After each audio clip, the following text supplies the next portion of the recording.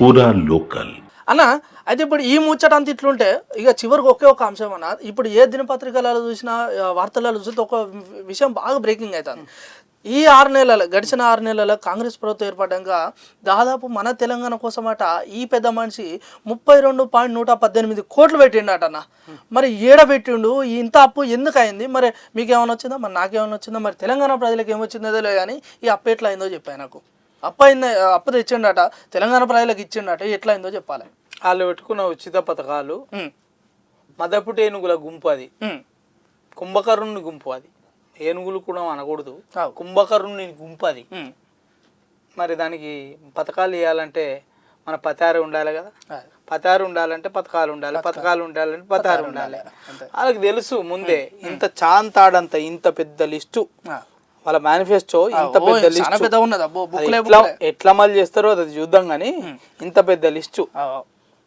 ఎవరు అడిగిండి వీళ్ళని వాళ్ళని అడిగినరా వీళ్ళు ఎవరైనా డిమాండ్ చేసి టీఆర్ఎస్ ని దించడానికి కోసం మీరు ఏం హామీలు ఇచ్చినా ఇయ్యకున్నా మీరు ఎట్లున్నా మేము ఓటేస్తాం ప్రజలందరూ డిసైడ్ ఎందుకు పెట్టుకున్నారు ఇంత పెద్ద చాంతాడది మేము అద్దంటున్నాం కదా మరి వాటి కోసం నువ్వు అప్పులు చేసి మళ్ళీ కొప్పులు ముడుస్తావు ఇలా వాళ్ళు నీకు తెలుసు కదా ముఖ్యమంత్రి గారు ఏమంటారంటే మేము లంక బిందెలు ఉన్నాయి అనుకొని వచ్చినాము ఉత్తకుండలే ఉన్నాయి అన్న ఉత్తకుండలే నీకు ఆనాడు తెలియదా ఉత్తకుండల ప్రభుత్వం అని తెలుసు కదా నీకు అప్పటికే సరే నువ్వు శ్వేతపత్రం విడిచిపెట్టి విడుదల చేసిన తర్వాత 7 లక్షల కోట్లు కనిపించినాయి కానీ ఆ 7 లక్షల కోట్ల కంటే ముందు 5 లక్షల కోట్ల అప్పు ఉంది అని నేషనల్ మీడియా అందరు తెలిసిన విషయం స్టేట్ మీడియా మొత్తం అన్ని కోడై కూసినాయి పొద్దుగా లేసే కుక్కరకో అప్పులో అని కోడై కూసినాయి మరి అవన్నీ ఇవన్నీ ఎందుకు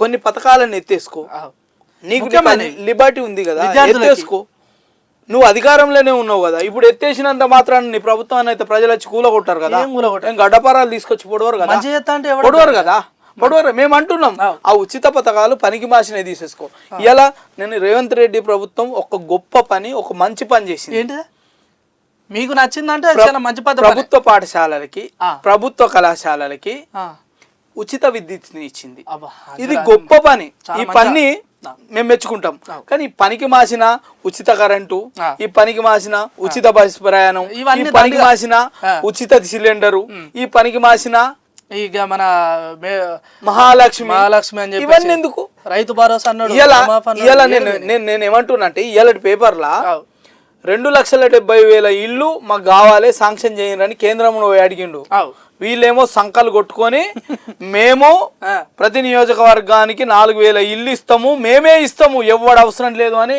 పొంగనాలు కొట్టిండ్రు ఈ పొషెట్టి పొంగనాలు కొట్టిండ్రు పొంగనాలు కొట్టిండు ఇప్పుడు పోయి ఆడపోయి అడుగుతాం నేను అది అడుగుతలేను 2,90,000 ఇల్లు పాత ప్రభుత్వానికి గత ప్రభుత్వానికి కేంద్ర ప్రభుత్వం శాంక్షన్ చేసింది వాటిని ఏవైతే నిర్మాణమైన ఇళ్ళని ఇయ్యలేక అంటే మేము వచ్చిన తర్వాత ఇచ్చుకుంటామని అత్యాశతోటి మునిగిపోయింది ఆ మునిగిపోయిన ఇల్లు ఏవైతే ఉన్నాయో కట్టినాయి కదా 1,00,000 చిల్లర ఇల్లు దానికి హడ్కో రుణం అడిగినావు కదా 3,000 కోట్లు అడిగినావు కదా కొంత శాంక్షన్ కూడా అయింది కదా వాటిని పునర్నిర్మాణం చేసి ఫస్ట్ వాటిని పాత్ర పెట్టకు చాలా మంది పేదవాళ్ళు ఇల్లు లేని వాళ్ళు ఇలా అవి తలుపులు పలగొట్టుకుపోయి లోపల ఇళ్ళల్లో ఉంటారు నువ్వు అలొకేషన్ చేయి నేనేమంటున్నా నువ్వు అలొకేషన్ చేయి నువ్వు కొత్త ఇళ్ళ సమస్య సరే కొత్త ఇల్లు శాంక్షనింగ్ అడుగు నేను కాదనా కానీ ఉన్న ఇళ్ళని ఎప్పుడు పంపకాలకు పెడతావు పేద ప్రజలకు ఎప్పుడు కేటాయిస్తావు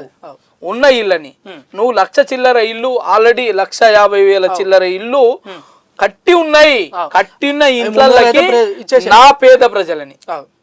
పేద ప్రజలని ఎన్నడు తోలుతామని అడుగుతున్నా కొత్త ఇల్లు కట్టేది ఎప్పుడో సచ్చేది ఎప్పుడు అప్పటికి ప్రభుత్వం ఉంటదా పోతుందా ఎవరికి తెలియదు నువ్వు కట్టిన ఇల్లు ఉన్నాయి కదా 2,92,000 ఇళ్ళల్లా 1,50,000 ఇళ్ళ వరకు పూర్తయి ఉన్నాయి ఇంకో 1,50,000 ఇల్లు ఏవైతే ఉన్నాయో అంటే 1,30,000 ఇంకో 1,50,000 ఇల్లు ఉన్నాయి కదా అవన్నీ పూర్తి ఎప్పుడు చేసి ఎప్పుడు ఇస్తావు దాని తర్వాత వీళ్ళని శాంక్షనింగ్ అడుగు తీసుకురా తెలంగాణకి తీసుకురా వాళ్ళు కూడా దృఢమైన ఆలోచన దృక్పథంతో ఆలోచనతో ఉన్నారు కేంద్ర ప్రభుత్వం కూడా.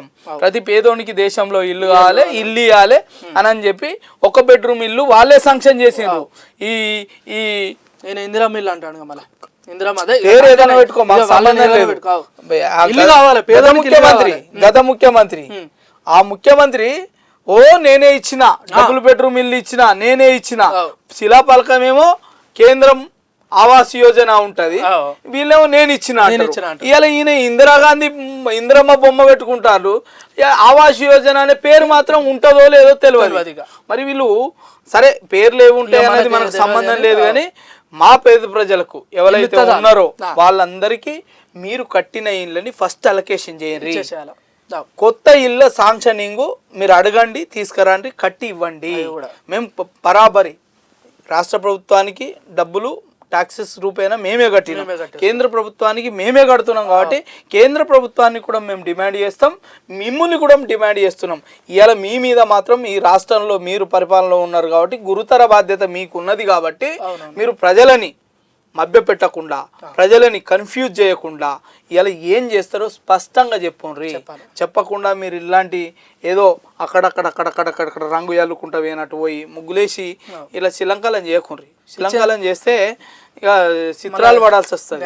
ఇచ్చిన హామీలను ఒక్కసారి ఆకాశానికి ఎత్తుండే అవి అట్టే పోయినాయి మళ్ళీ. కాబట్టి ఇంకొకటి, నేను నిధుల కోసం అన్నారు కదా, నిధుల కోసం కూడా ఇంకేంది భూములు అమ్మడానికి.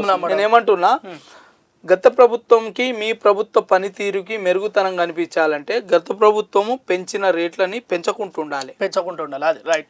ఏదైతే నిత్యావసరాల ధరల మీద కావచ్చు, భూముల మీద కావచ్చు, ఇంకేదన్నా కావచ్చు, పెట్రోల్ మీద కావచ్చు, డీజిల్ మీద కావచ్చు, దేని మీద కానీ ట్యాక్స్ లేకుండి. ఏ భూములు అమ్మకండి. మీరు భూములకు కస్టోడియన్సే.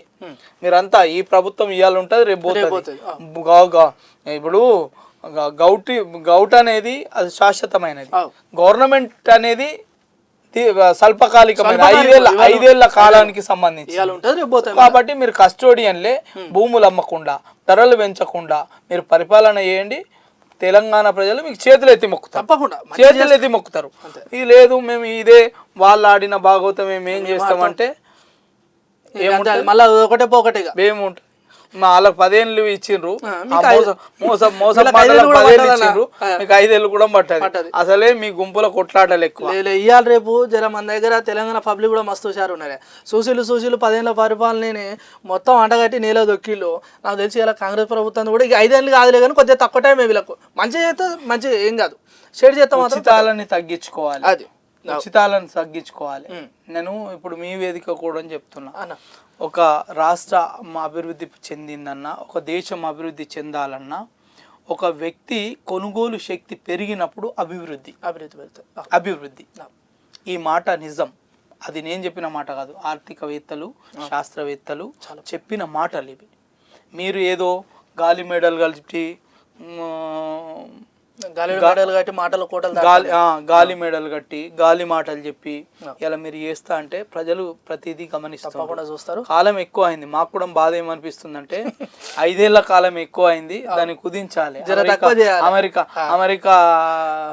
అమెరికా ఏదైతే ఎన్నికలు ఉన్నాయో ఎన్నికలు 4 ఏళ్ళకు ఒకసారి వస్తాయి, అట్లనే ఒక సంవత్సరం కుదిస్తే 2 ఏళ్ళకు ఒకసారి కెనడా ప్రభుత్వం లెక్క 2 ఏళ్ళకు ఒకసారి రీకాల్ సిస్టమ్ తీసుకొస్తే అప్పుడు తెలుస్తుంది ఇలా ఎవరు ఎంత చేస్తాలు ఏం కథ అని చెప్పేసి. రైట్, థ్యాంక్ యూ అన్న, thank you so much Shankar అన్న. మీ మంచి టైం మాకు చాలా వరకు కేటాయించారు. అదేవిధంగా ఇటు తెలంగాణ ప్రజలకు, అదేవిధంగా ఇటు కాంగ్రెస్ నాయకులకు కానీ లేకపోతే గత ప్రభుత్వం సంబంధించిన కొంతమంది నేతలకు కూడా ఎలాంటి అంటే వారు ఏ విధంగా వాళ్ళ ఆలోచనను మార్చుకోవాలి, అదేవిధంగా ఎలాంటి పనులు ప్రజలకు చేయాలని చెప్పేసి కూడా మీరు పూర్తిగా విశ్లేషించడం జరిగింది, చెప్పారు. చాలా బాగుందన్న. రైట్, ఇక మొత్తానికైతే ఇప్పుడు మనం చర్చించుకున్న ఈ అంశాలను చూసుకుంటే కనుక ఒక అంశం గురించి అయితే మనం చివరిగా మాట్లాడుకోవచ్చు.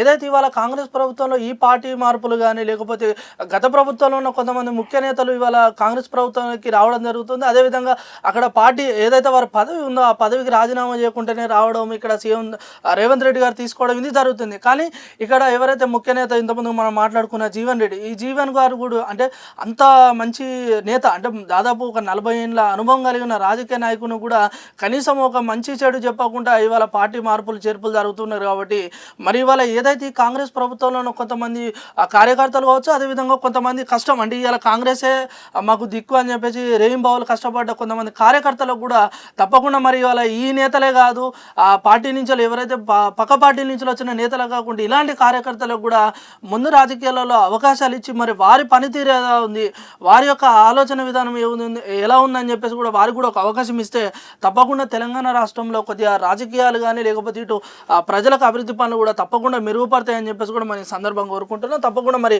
ముఖ్యమంత్రి వర్యులు ఈ విషయాన్ని కూడా ఒకసారి గమనించి దాన్ని మరి ముందు బాటలు తీసుకపోతే ఇంకా మంచిగా ఉంటాయని చెప్పేసి కూడా ఈ సందర్భంగా మనం తెలియజేస్తున్నాం. సో మొత్తానికి ఇది ఇవాళ మన దగ్గర ఒక వార్తాపత్రికకు సంబంధించిన కొన్ని అంశాలకు కానీ లేకపోతే కొంతవరకు జరిగిన విశ్లేషణ. సో మరొక టాపిక్తో మళ్ళీ కలుద్దాం. అంతవరకు చూస్తూనే ఉండాలి మన పురాకర్ రైట్.